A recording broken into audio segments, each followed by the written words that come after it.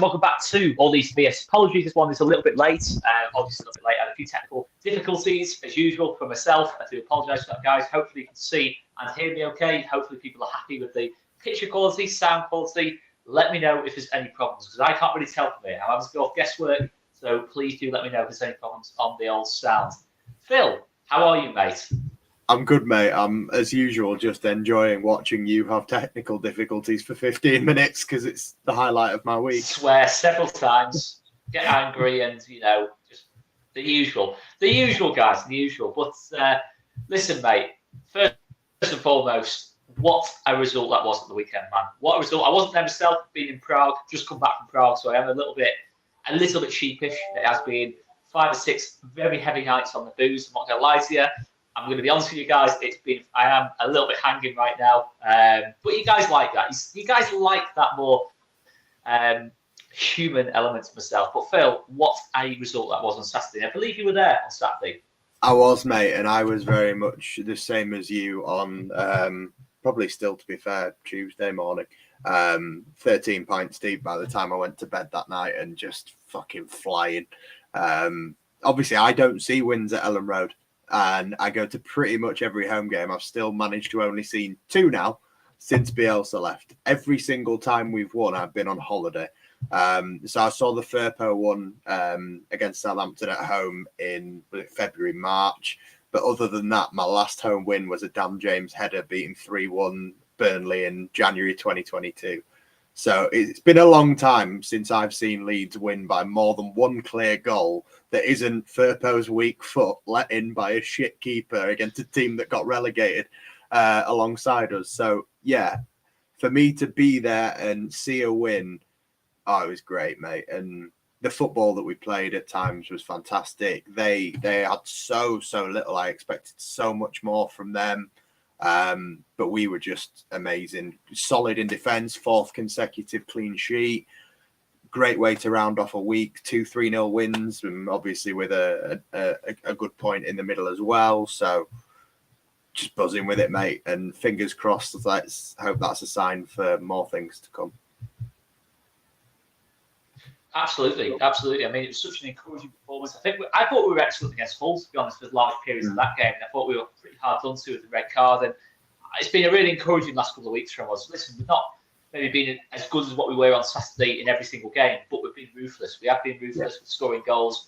We're providing a real cutting edge to our game now. And this game against Hampton, listen, I think people are getting a little bit overconfident going into this game against Hampton. I think it's still going to be a very difficult game. I think you can't get too carried away. This is the Championship. There's still a very good team with lots of very good players and an experienced manager at this level. And clearly, we can get at Southampton from my point of view. I think defensively, despite having some good defenders on an individual level, defensively, in terms of their structure, they have got a lot of areas where you can exploit. I mean, the gap between the centre-backs and the full-back is something that is glaringly obvious in the Southampton team. They haven't seemed to rectified that. And you look at the likes of essentially Somerville, Dan James, Rutter, running into those pockets of space and causing real problems. But we're on the high, and I think we'll get more space than what we did against Watford. I think Watford, that first sort of hour, before we scored, it did feel like another game where creating a lot of chances but struggling to put the ball in the back of the net. And then we score, the game opens up a bit more, and then we become completely ruthless. So much space opens up. And I feel that Southampton from the off will go toe-to-toe against us. I think it's their style. I think it's the only way they can really play. They're very possession-based and very much on the front foot. I think going forward, they're still a very good team who shouldn't be dismissed in any respect, but they will give us a lot of chances. So I think it's a difficult game, but it's certainly a game that we can win. And I think we've put the title of the video is, this is a good time to play Southampton. For me, it's a good time to play Southampton.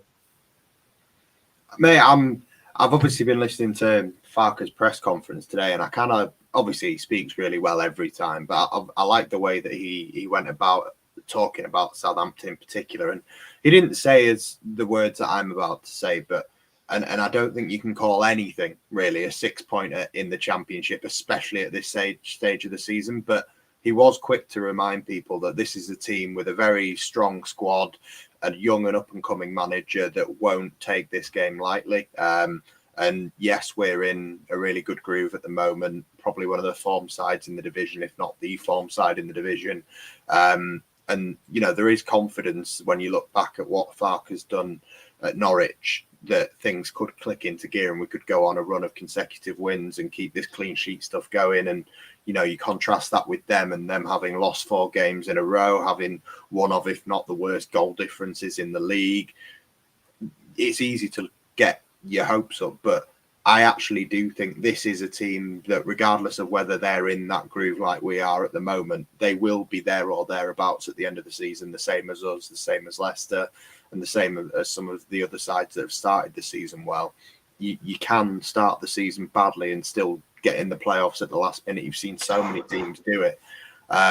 So I liked that Farke was quick to remind people that this isn't a game that we should take lightly, and it's not like we're going to go away like we did at Millwall and just piss it 3-0. I know that wasn't an easy game by any stretch, but we made it look a lot easier than it was. And I think it'll be a much more difficult game, I think, out of the squads. And I know I've probably said the same thing every game we played to a certain degree, apart from 1 or 2, but this is definitely the strongest side in terms of individual quality, I think, that's on the pitch that we've played so far this season. So for us to go there and get a result would be, for me, it's taking 3 points off one of our rivals for promotion, and it's also adding another 3 points towards our tally of getting up to where we need to be. So it has the potential to be a 6-pointer come the end of the season.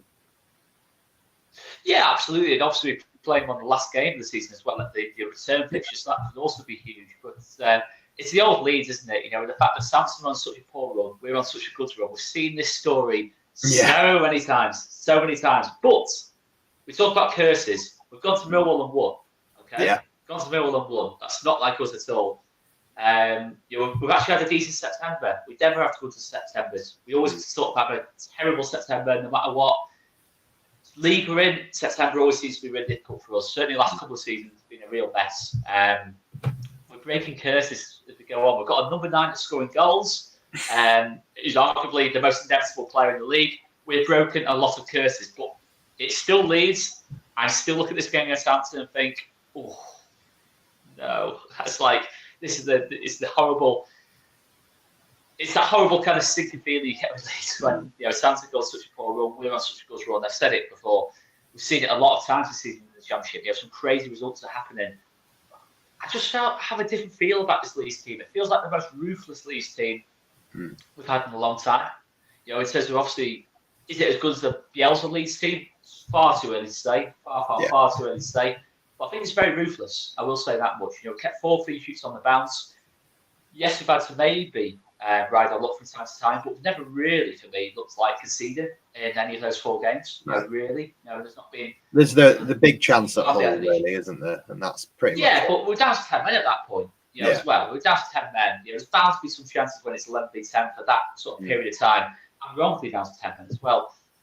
Which does bring us on to something else. A very interesting little debate here. I don't think it's really that much of a debate personally. Okay. You may disagree, Phil.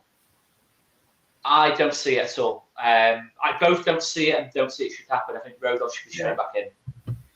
Yeah, I'm not going to disagree with you at all, mate. I think the form that Rodon showed, and that I think we had the conversation a couple of big match previews ago about the partnership that him and Pascal are building up together at the back. I think they've been our most solid centre-back pairing.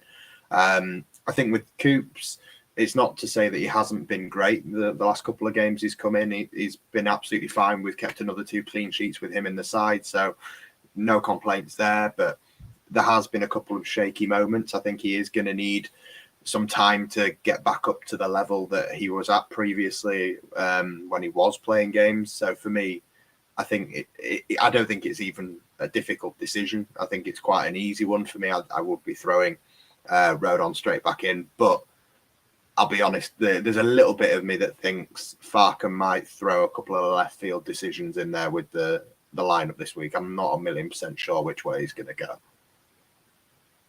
We'll come to that. Though. So you've got some very hot takes in the predictions this week, and I do actually need to update the league actually. I cannot wait for this predictions thing because I've got at least one thing I need to talk to you about when we get there. Yeah, I know what it's going to be. Sam Barnes scored from a corner. I said it. Scored from a corner, and you predicted it, but it's for the wrong game, Phil. I know. I predicted it the previous game. Can I get half a point for that? No.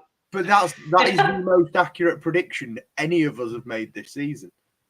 I told you it'd be a header from a corner. It wasn't, because it was the wrong game. Oh, piss off. It was 3 days apart. I made the prediction on a Tuesday, 4 days apart, and he scored it on the Saturday. If we weren't playing 3 games a week, that still counts. You're thinking about letting me have Let us know in the comments. I've gone soft in my ill health today. Give me a point. Come on. But yeah, plenty of comments saying Rodon. I've not seen any, not so much not support for Cougar, but I think everyone wants to see Rodon start, which is perfectly fair. Do you want to go on to predictions then? Yeah, if you want, mate. Okay.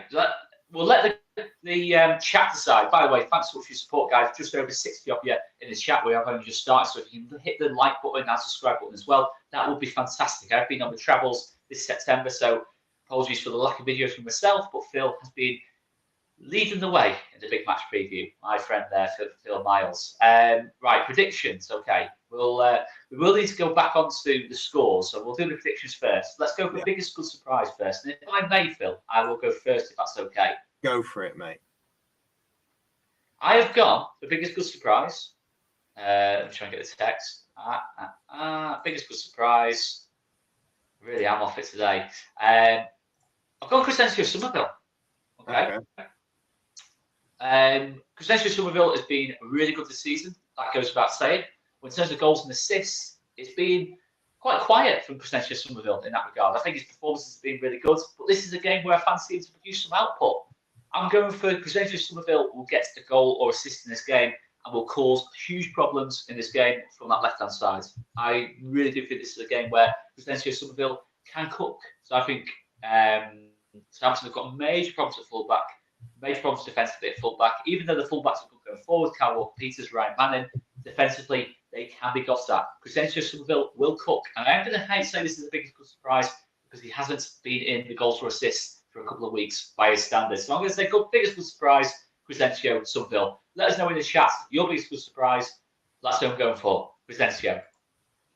Phil, who are you going for? I mean, I could argue with you over the logistics, but I'm gonna let you have it.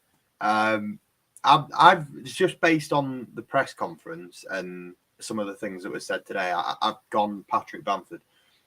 Simply because I don't think you can pick realistically a good surprise out of the people that have started the last few games. Everyone's going to be good. We know that. Everyone's in good form. So I think it might be something a bit left field. And Farker was speaking and talking Patrick Bamford up quite a lot in the press conference today. Obviously referenced the didn't get an England cap by winning it in the lottery. He earned it and talked up the amount of goals that he scored in the Championship at this level previously. So it wouldn't surprise me to see Patrick Bamford come off the bench and get minutes. And hopefully, I just think, don't get me wrong, he's had a rough couple of seasons. And just like everybody else in our squad for the last 2 seasons, no one's come out of it smelling of roses, have they? So he's had injuries. He's not really performed to the level when he has got in, but I don't think he's ever looked fit. And this seems to me like the first time he's not been rushed back from an injury, been allowed to recover. There's Pirro there taking the weight off his shoulders. He's not the only number 9 at the club expected to score goals anymore. So I think hopefully if he can get off the bench, I think he could show that he's actually a cut above this division. And don't get me wrong, I'm not sat here saying Premier League striker, proven England striker, none of that. But I think at his best under Bielsa, he was definitely better than the Championship and good enough to be a striker in a team that is chasing promotion or at least bottom half of the Prem. So if we can get the best out of Patrick Bamford, and obviously we're grateful to have a player like Pirro, who, like you said, is inevitable. But imagine if you could have 2 strikers that are going to get you over 15, 20 goals this season. Bamford got more than that last time. He's probably not going to get the same number of minutes, but I don't know. I'd like to think he comes off the bench and shows some quality. Okay. It's an interesting, very left field, biggest surprise, but he's going to have to make some impact from that bench for me to give you a point here, mate. I didn't want to reveal what comes in one of my later answers, so I'll leave the mystery. Yeah, okay. Well, we'll go to biggest flop. I was giving my answer very quickly. A little bit left field. I mean, Phil has stat padded these all season so far. You know what? I thought I'd join in. I've got Luke Ayling. Oh, you said we couldn't. No.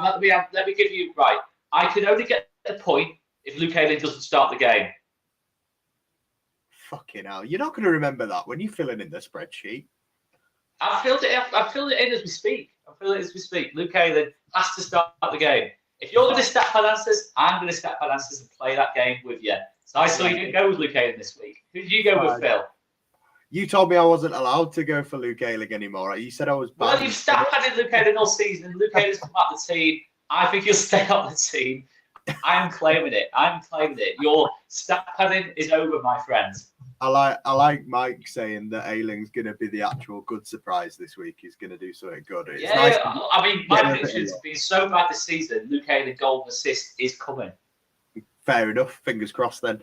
I didn't go for a player actually for biggest flop, and I felt guilty doing it because he's done so well so far and everybody loves him. But again, like I've said with the last category, I think everybody's in really good form at the moment. I'm not allowed to go for my bottle job answer of Ayling. So for me, I think... Okay, after this, there is a ban on using the same player for this particular question each week. You can't keep using the same player. Okay. Well, I'll try and avoid Ayling anyway because it's just too much of a punny answer. So, but yeah, I've gone Farke. And not because I think he's going to get it completely wrong and we lose. Just simply, I think the team selection or the subs, there's going to be a couple of decisions in there that I'm not going to fully agree with. I don't see them costing us the game, but equally, I do think the clean sheets that we're on a run of, I think that will go. I think Southampton will score because I don't think there's going to be necessarily the right choices at the back. But again, like you like to caveat, Oscar, I am saying that as a point of I have to pick something. I still think we're going to be very good. I still think all the players are in great form. Still a massive Farke fan, but I have to pick someone. And I think he's the only thing I can see sort of maybe getting that lineup wrong or the changes that come off the bench. So, right. This has got there is so many caveats. I think you've got the end of the hands here. Right, there's so many caveats to this, Daniel Farke. Okay, right.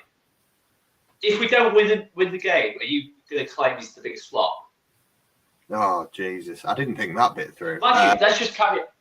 Biggest flop doesn't mean he has to be the biggest flop of the whole game, because he's a flop by his usual standards. So I will defend you a little bit. Yeah, because you've done that a few times. So, yeah, I appreciate that. Yeah. I cannot believe you've gone for Daniel Farke. It had to be you who went Daniel Farke first. I'll be honest, it's another bottle job answer. But it is a bottle job answer. So you're going to claim that he doesn't start the team you want to start.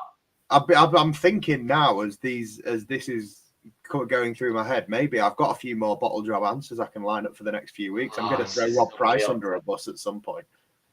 This is so. I'm going to make this game so boring for you to play. Okay, talking of boring, let's go on to the next question, which is the next question is first goal scorer. I'll go first. Let's not be boring here. Let's go with something new. I've gone with something new this week. No, that wasn't who I went with. I went with Joel Perreault. I didn't go James Shackleton. I've gone Joel Perreault. I've gone boring. Oh, please, can you take that back and just go Shacks? the picture was like that big. I was thinking, that's Joel Perreault. No, James Shackleton, isn't it? I've got Joel Perreault for first goal scorer. Surprise, surprise. It's a real cop-out answer. He probably is the most inevitable player in the league at this moment in time. But I need the points, to be honest, guys. I'm not going to lie to you. I need the points. It's Joel Perreault for me. And the funny thing is that you don't get any points regardless whether you get this right or wrong, because I've also gone Joel Perreault. I told you, mate. How many weeks on the bounce have you gone Joel Perreault now? Probably every week, yeah. Every single one. It's outrageous. I told you, I'm going to spoil this game for you. You'll bid it halfway through the season.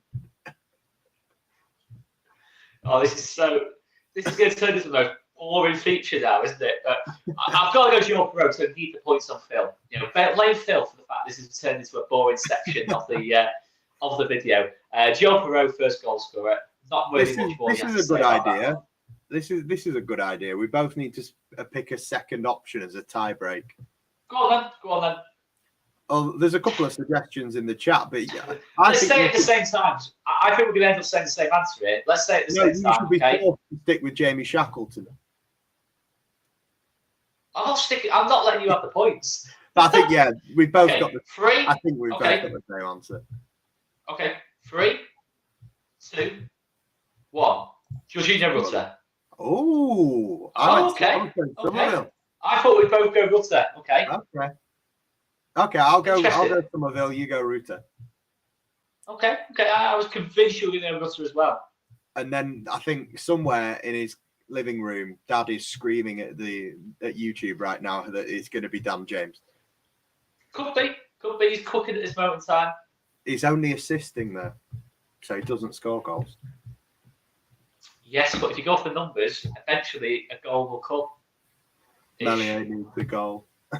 Melier needs a goal. Yeah, he needs to bulk up in his goal scoring, no doubt about it. Big concern for me. Poor right, that's awful numbers. Not scored once for the club yet. Right, score prediction. Phil, you first. So I've got to win. So even though I have said obviously the Daniel Farke thing because I've had to pluck an answer out of somewhere, I still think. No, hang on a second.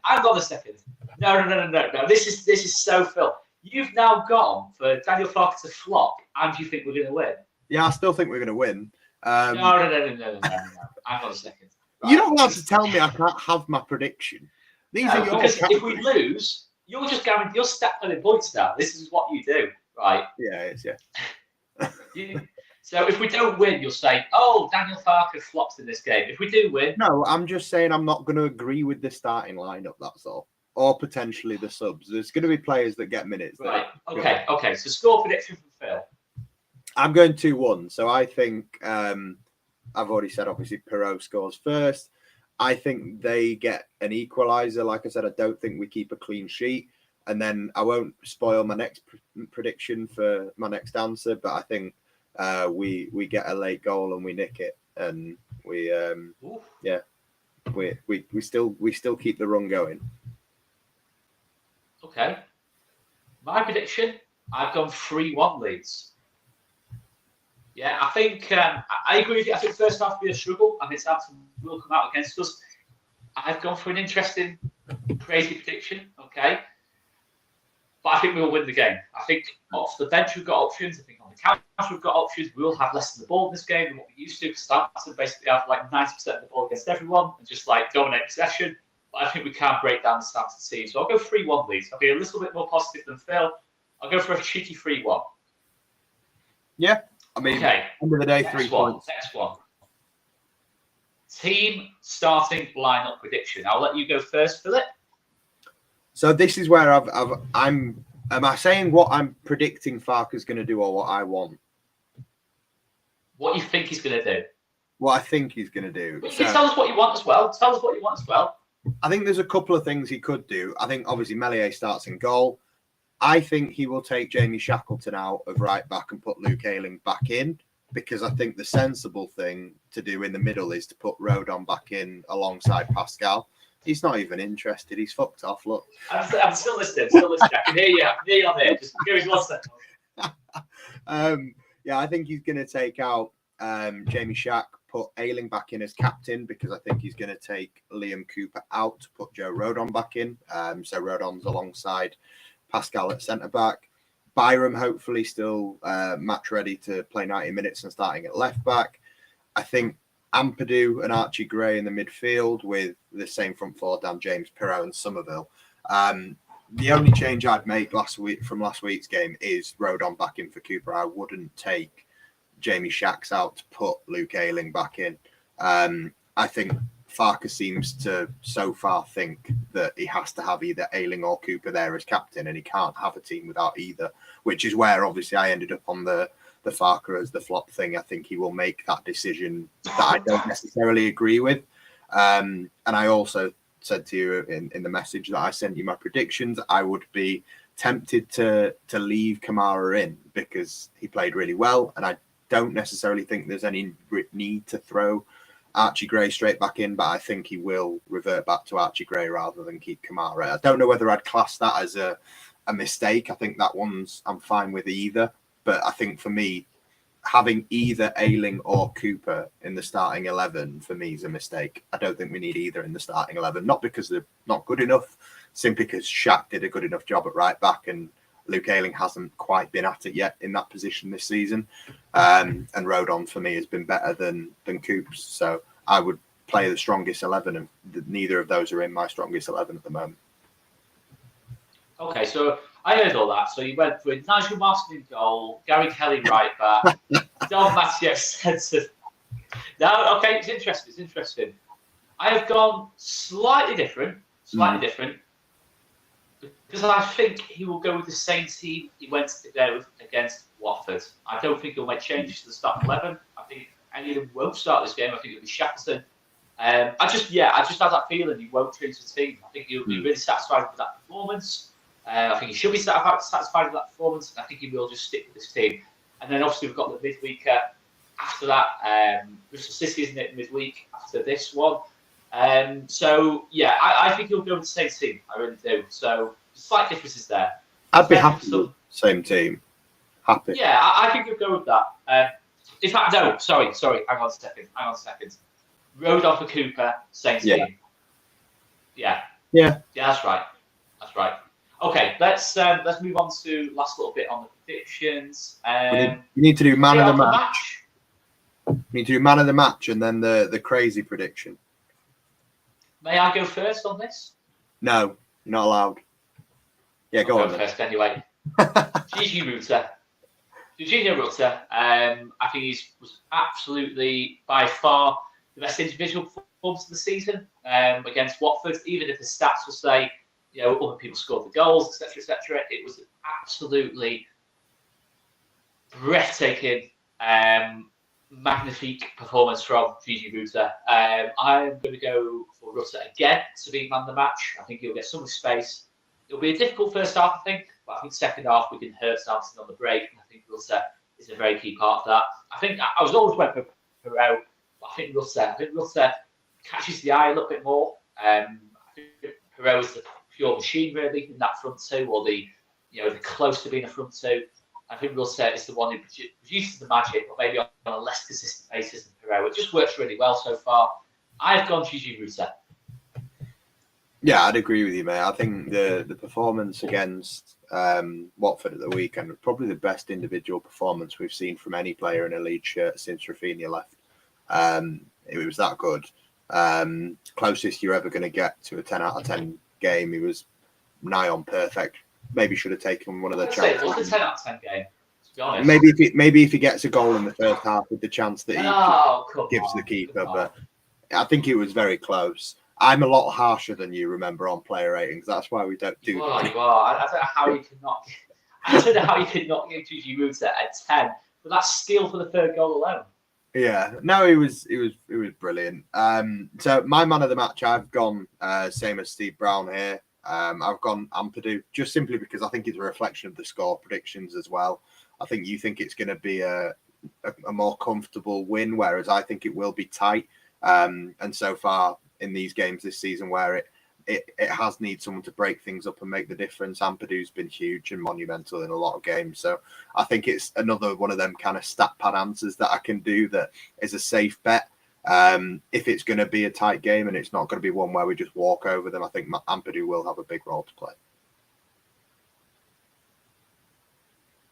Okay. Right. So last prediction is one crazy prediction from the game. I will let you go first.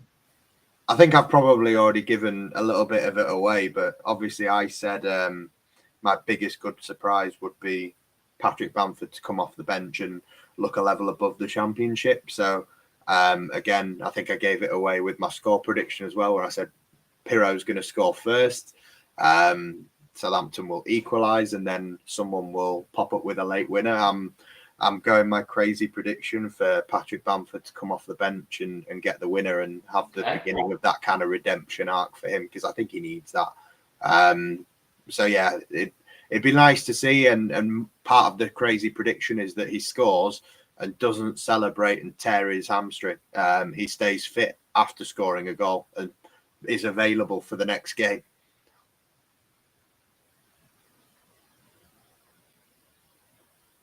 He hates my predictions that much that he just logs out. But fingers crossed, he'll be back in a minute to give us his own crazy prediction. He's back. He can't be trusted at all. What is he doing? Well, it looks like I'm going to have to take over here. So fingers crossed, Oscar will be back with us in a minute. Here he is. There we go. Apologies for that, guys. Apologies. I was so appalled by Phil's crazy prediction that I had to leave because the rage it gave me. But my crazy prediction is Southampton will score first in the game, which is quite a negative one for me. But I do think Southampton will come all out against us. But I think we've got enough to hit them back, really. I don't feel that bad. If we do go behind in the game, we'll have adversity in the game. Just we have so much firepower, inevitability in the forward areas in Perot, Rutter, Somerville. Yes, Rutter and Somerville may be less consistent, but you feel like one of them will deliver in the game. At least one of them will deliver. I've gone Southampton to score first in the game. Fair enough.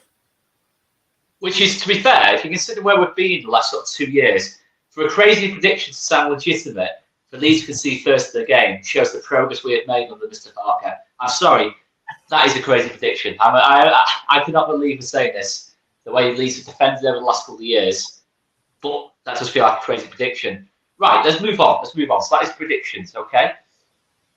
Phil, where will this game be won and lost? So we're away from the predictions now. Where will this game be won and lost?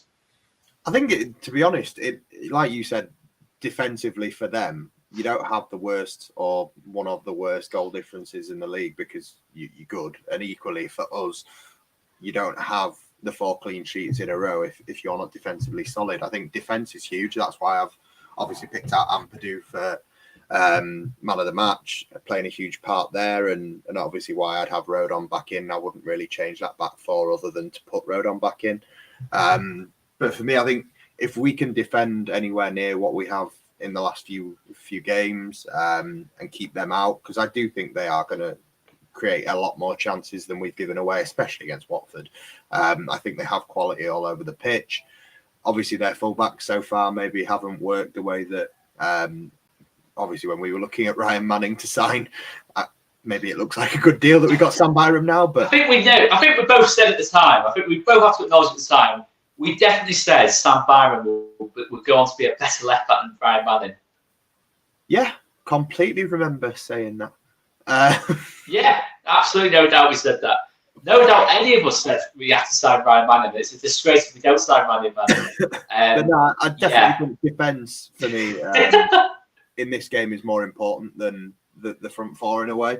I think if we can keep it tight at the back, make it difficult for them to break us down, but equally going forward, we're going to play the same way as we have, regardless of how we defend. So, I'd say, like you alluded to, they can be got at in fullback areas. If you've got an informed Dan James with 4 assists, most assists in the league in the space of the last 2 or 3 games, Somerville starting to look like he's getting back to his best, Anthony scoring a goal off the bench at the weekend and starting to look like a good little signing now. So the wingers probably could be one to watch as well, but for me, I'm saying defence.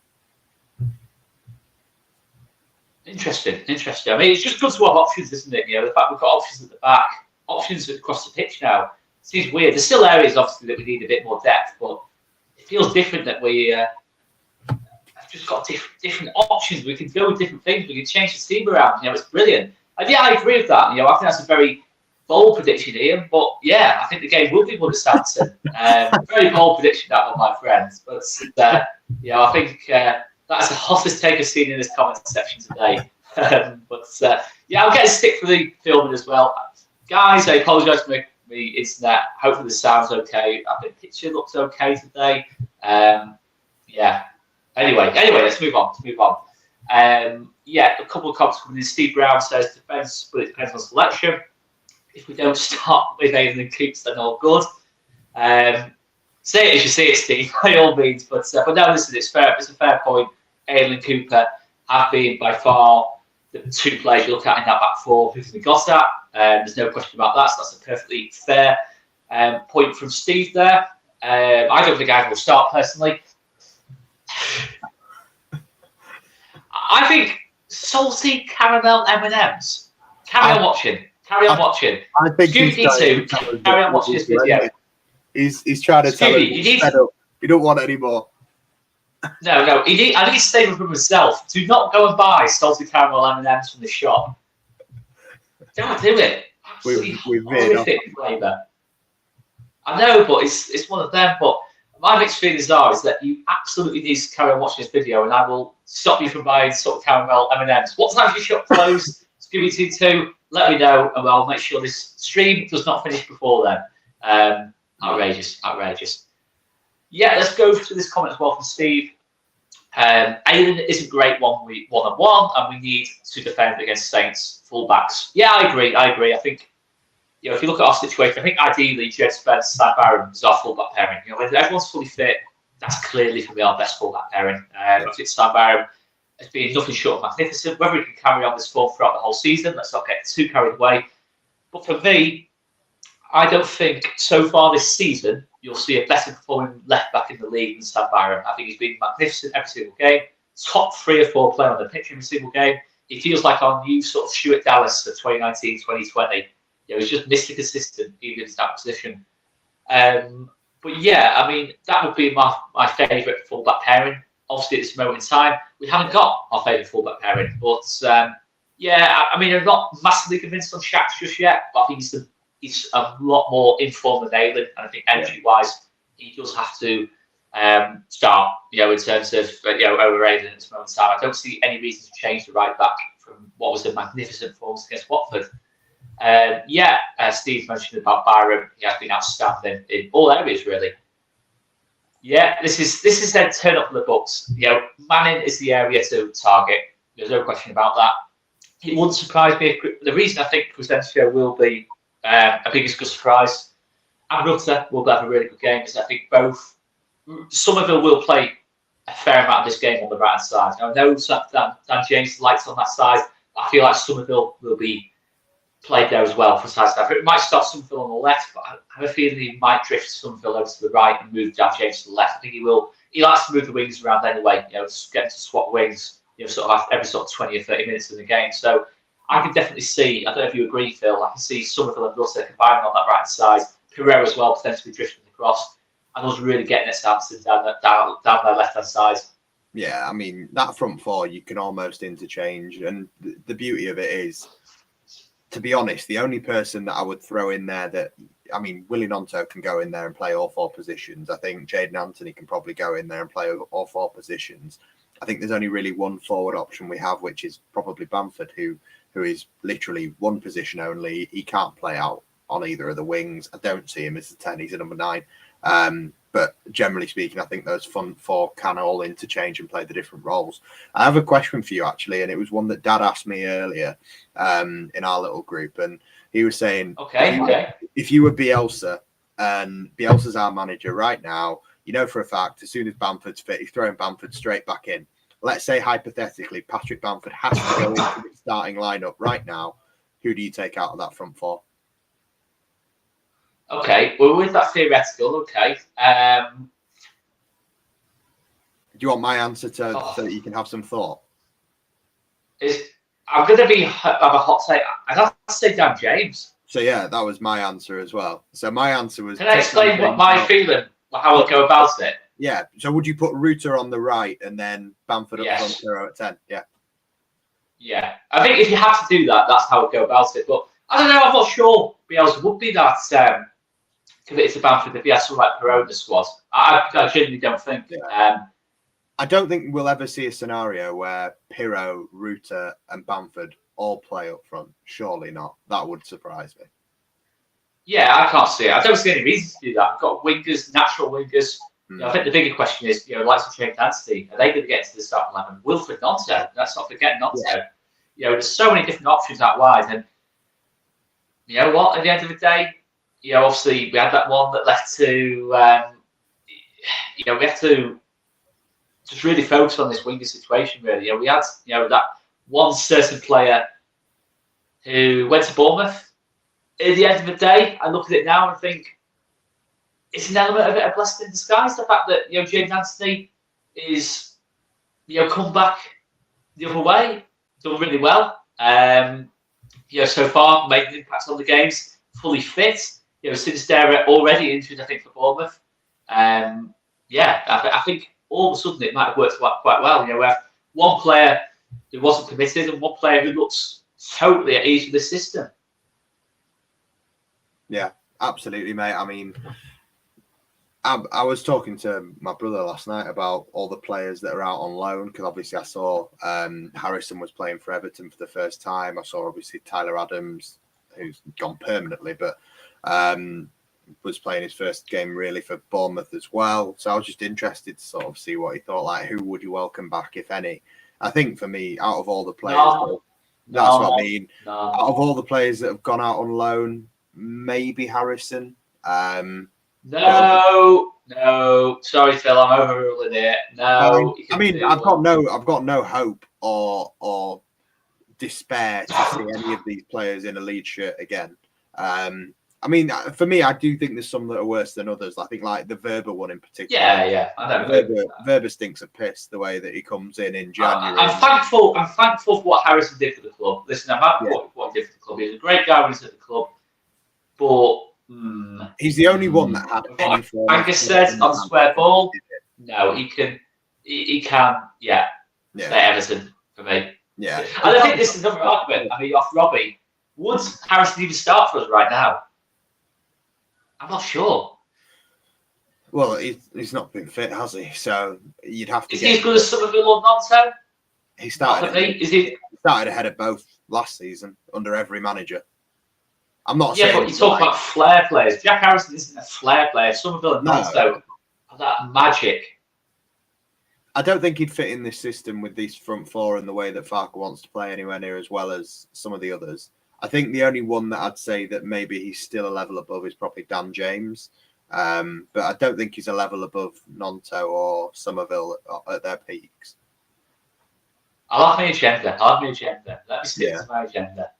It's no, they should not play for Leeds again. I genuinely believe that. I think the feeling around the club seems so much better. Maybe not necessarily for them leaving. I just don't understand why with these rockabouts, especially when we're doing so well. I don't know. Are they that good footballers that you can say rock the boat for them? I mean, Mark Rock has been really good for Betis, but I don't know. You look at it. He's not coming. He's not going to play. The thing is, we're debating this. They're not going to play for Leeds again. I cannot see how any of these players play for Leeds again. Even if they go out on loan again or get sold, I can't see how they play for Leeds again. Any of these players. The only one I could see again is Wilson, and that's if we go up or Everton go down. Otherwise, I don't think any of them can come back. Yeah, agree. I don't know if we got anything else to debate here, Phil. I think we've had a pretty good chat there. We're coming up to 45 minutes. We try and keep these a bit briefer these days, so people watching back aren't like listeners to us ramble about salted caramel M&Ms. I mean, we've given our predictions there. Let us know in the comments, guys, your thoughts on it. I mean, Phil, unless there's anything else you want to cover. No, mate. I think I'll only. I will in low key agree with this actually. Off Robbie, I think the relegation was a nightmare. I'm never going to say I was happy to see Leeds relegated. I absolutely wasn't happy to see Leeds relegated. It broke my heart. I was angry. All different kind of emotions you want to know. But it has allowed us to start again. A complete refresh. I think we've needed for probably at least a year, probably even 2 years if we're being honest. It's probably since the middle of 2022, the start of 2022, we've needed a change. And I don't think Daniel Farke could have made the same impact with Ulster and Manchester United still at the helm. I don't see how he could have done. I think he needed, that support behind him in the 49ers. There's been some very dodgy moments for us, early doors, the Birmingham away game. It feels like there's total trust in Daniel Farke. The fact they gave him a 4-year deal, it feels like there's total trust in the project we're trying to build. The recruitment we've done has been magnificent. We needed this new start. We've got this new start, and this is where it's took us so far. We're already in the top 6. I feel we can kick on. I really do. So I wouldn't say it's a blessing, but sometimes, going to contradict myself here. Sometimes there is a saying, you take one step back, you take 3 or 4 forward. But it's not because of the relegation. It's because of the change of ownership. I still think we could have kicked on and we stayed up. The main thing is the change of ownership, not the league we're in. The change of ownership is what's allowed us to kick on for me. I think we've got proper professionals in charge now. And the other thing I'd say as well is, something I mentioned at the end of last season, is the great parts of Leeds, which is most of it. Got some fantastic people working at this club. They're now able to do their job as well for me, under this new ownership. And we're seeing it. We're seeing a team that's united again. It hasn't took a lot. It hasn't took a lot from how toxic it was against Tottenham. It hasn't took a lot. And all he needed was the manager who doesn't need to do motivational talks or talk about how great he is, how he's better than Pep, etc., or another manager who seems to absolutely hate Wilfred Gnonto for some reason, in Javi Gracia, and probably, I won't go any further on that. But still, that feels to me like what the new start is. It feels like the ownership change rather than the league we're in. It feels like the ownership change has really kick-started us. Yeah, I agree, mate. Fingers crossed. It looks good. I've got more faith in the plan over the next 5 years than I have, to be honest, since the day they sacked Bielsa. And I know you don't want to go back over old ground, but to be honest, as soon as that decision got made, I lost complete faith in the Leeds United plan, and I only saw it going one way, and it did go that way. And it did go one way. Yeah, I predicted it did go one way. But we will finish off there, guys. Because we are on the march again, we hope. This is a big game. Let's see if we can get the win. I am absolutely feeling horrendous, not going to lie to you guys. I hope this stream's been okay. I've tried my best. I did have to leave the room for one moment. I had a massive coughing fit. And I'm not going to lie to you. I'm not in a good way, guys. I'm not in a good way. It's a combination of drink and a lack of sleep. You are useless. Cheers, guys. Anyway, big thanks to Phil. I am useless. But you love it. Right, anyway, I'll end the stream there, guys. Cheers for watching, guys. See you later. Toodle pip.